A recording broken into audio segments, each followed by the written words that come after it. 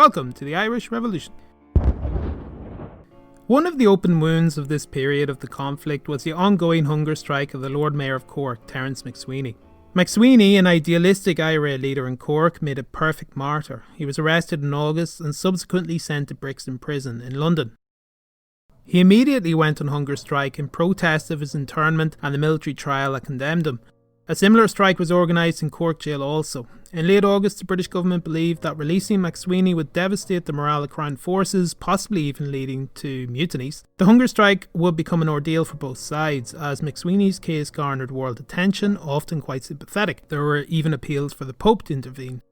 Underlining some of this was McSwiney's overt religiosity, his almost Christ-like willingness to die for his cause. He died in late October after 73 days of hunger strike. His funeral procession in Southwark Cathedral in London drew 30,000 mourners. His religiosity really can't be overstated. Ireland at this time was phenomenally Catholic. Winston Churchill ridiculed the strategy of hunger striking, saying it took more courage to fight in a trench than to go on a hunger strike. Addressing a crowd in Dundee in October 1920, he said, quote, "It was during the silly season that Mr. McSwiney assumed his determination to starve himself to death. If the government had given in to him, the whole administration of criminal justice would have broken down. After 9 weeks of fasting, he is still alive," unquote. According to Paul Bew, the mocking tone of the speech did little to impress British public opinion or the visiting American journalists. Terence McSwiney died 4 days after the speech.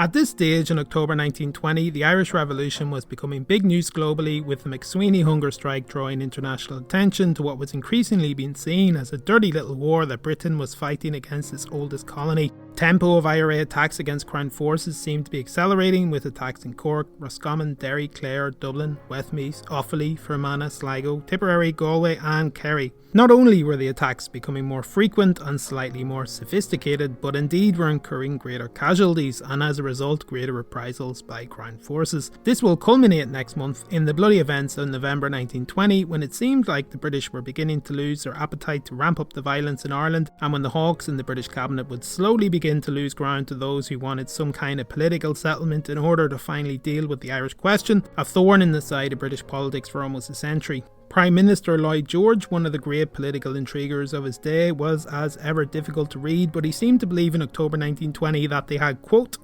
"murder by the throat," unquote. By November 1920, this would be revealed to be untrue.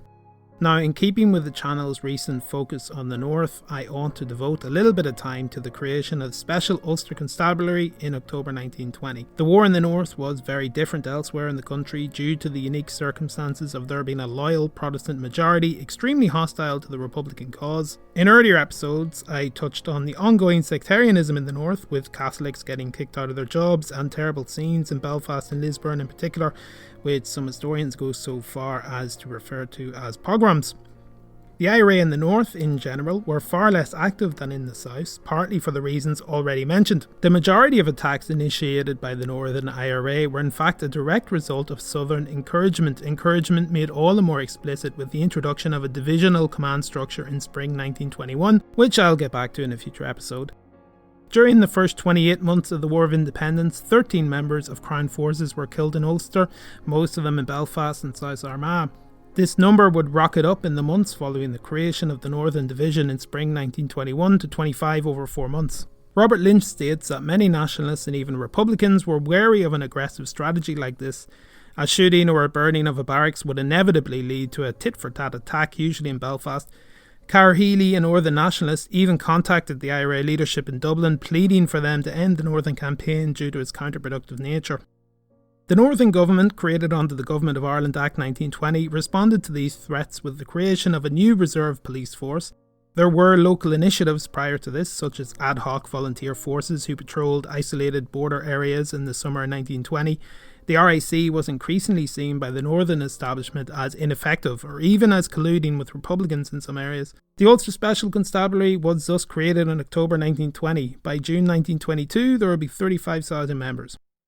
Its membership was organised along 3 classes. A class were full-time uniformed police who would form the nucleus of the new Royal Ulster Constabulary. B class were part-timers who were permitted to keep their weapons at home.